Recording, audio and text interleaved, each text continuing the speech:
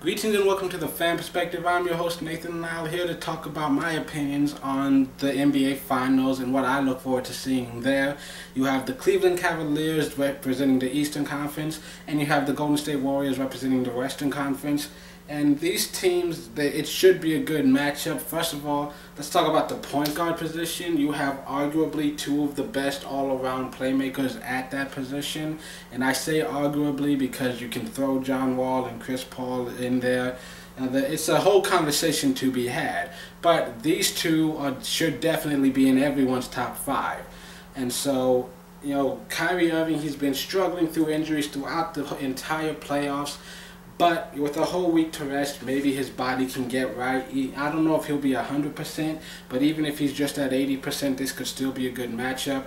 Both of these guys show, like I said, a great all-around game. They can beat you on the dribble. They can drive in. They can score in penetration. They can hit some step-back jumpers. They can drain the three-pointer in their sleep. They both play decent defense. And it'll be very fun to watch them going at it, going head-to-head.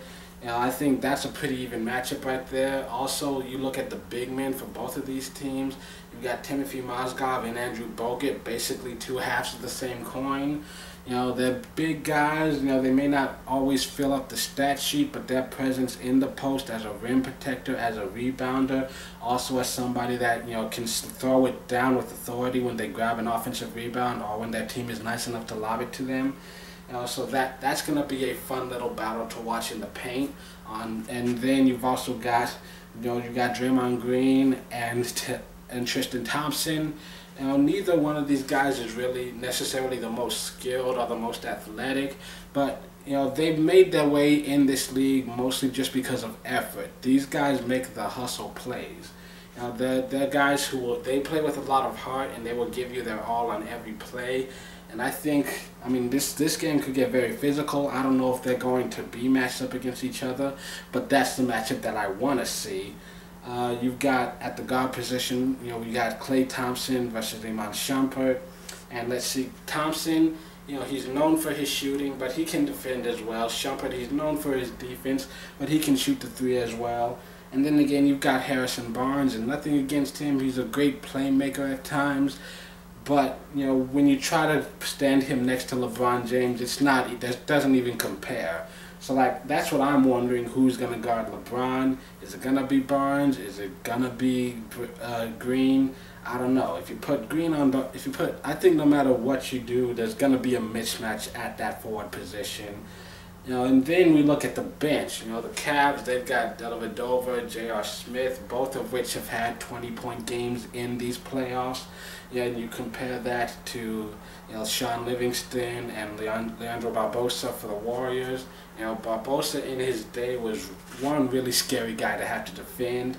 And neither of these guys seems to be necessarily in their prime. And I think Livingston has had the highest scoring game of any of them with 16 or maybe.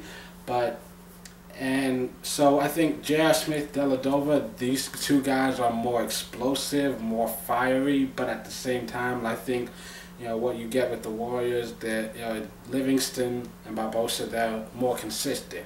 They won't get you the big numbers, but the small numbers, they'll get you those same consistent things on a nightly basis. You know what to get from them.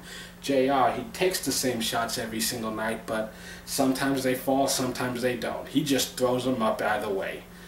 And then at the same time, though, one of the biggest differences is, after that, I don't really know who the Cavs have. I know they've got James Jones, but I only really know him as a three-point shooter. Other than that, I haven't seen much from his game to really brag about. I know they've got a lot of veterans like Perkins, Mike Miller, Sean Marion, but they really haven't been involved in the playoffs. So it seems like both of these teams are going to be playing a lot of small ball. And the Warriors, they've got a lot of guys. I'm not sure which of them is going to get time, but you've got Andre Igoudala, you've got David Lee, you've got Festus Ezeli, you've got Maurice Speights. They've got some good depth at that forward position. They've got some good, strong, consistent veterans that'll come off, and they won't lead the team, but the production won't fall off greatly. And either way, this is gonna be a 7-game series. I expect this to be like every game is like they're within 5 points of each other. But if I was a betting man, if I was to gamble away my life savings, I would feel just a little more comfortable giving it to the Warriors right now. They've got home court advantage. There's still health questions. With the Cavs, how healthy is Kyrie going to be? And it's just, I don't know, if it comes down to Game 7 with a hobbled Kyrie Irving, playing in Golden State, I just feel like, I think the Warriors can easily make that last-second shot. I just feel more comfortable saying that they can take it all on, finish off this great season with a championship. But that's just one man's opinion. I can't predict the future. If I could, I'd be a lot richer. Like enough money to pay someone else to record this stuff. Because I really don't like standing here in front of this camera.